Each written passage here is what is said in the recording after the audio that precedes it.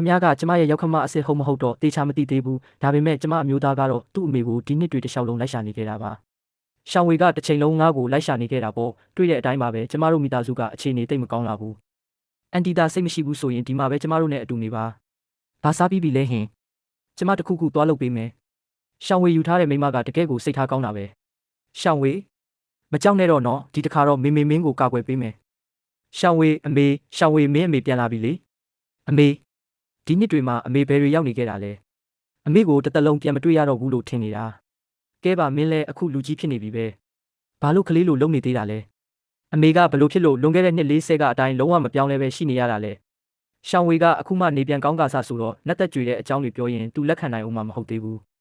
အမေဒီနှစ်တွေမှာတောင်ပေါ်မှာပဲနေခဲ့တာပါတောင်ပေါ်လေးကအမေကိုနှုတ်ပြစေတာထင်ပါရဲ့ထမင်းအစင်သင့်ဖြစ်ပြီးလင်ဟွိုက်ရှင်နိုးလာပြီလားဟာဟာ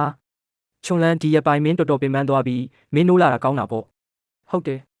နိုးလာတာကောင်းတာပေါ့ဒါတွေအားလုံးကအမေကျေးဇူးကြောင့်ပါအမေကတကယ်ကိုဒါဆိုအန်တီကကျမရဲ့ရောက်ခမအစ်စ်ပဲပေါ့ကျေးဇူးတင်ပါတယ်အန်တီမင်းကငါကလေးပဲလေငါကဲမှာပေါ့ငါတို့ကမိသားစုတွေပဲနောက်ခါကျေးဇူးတင်စကားတွေမပြောပါနဲ့တော့ကဲစားကြဆိုစားကြမင်းတို့ကဒါတွေကိုစားနေကြတာလားအမေဒီနောက်ပိုင်းဆေးရုံဆေးတွေကြောင့်ကျွန်တော်တို့စီမှာပတ်စံတိတ်မကြံတော့လို့ပါကျင့်ကြံရေးလောကရဲ့နှစ်ပေါင်းရာချီတဲ့တက်တန်းမှာငါမှနက်ကြောက်တုံးတွေရတနာတွေအရှံပဲရှိခဲ့တာငါကလေးကဒီလိုမျိုးဆင်းဆင်းရဲရဲနေထိုင်နေရလိမ့်မယ်လို့တခါမှမတွေးမိခဲ့ဘူးအမေဒါတွေကအမေကြိုက်ဖြစ်မှာမဟုတ်ဘူးခဏလေးစောင့်တော့ကျမဈေးသွားဝယ်လိုက်အောင်မယ်မလိုပါဘူးမင်းရှောင်ဝေကိုပဲဂယုစိုက်နေလိုက်ငါပဲသွားလိုက်မယ်ဒီလက်ကောက်ကိုရောင်းလိုက်ရင်ရှောင်ဝေတို့မိသားစုအတွက်အိမ်ကောင်းကောင်းတစ်လုံးဝယ်ပေးဖို့လောက်မှာပါငါမျက်စိမားတာလား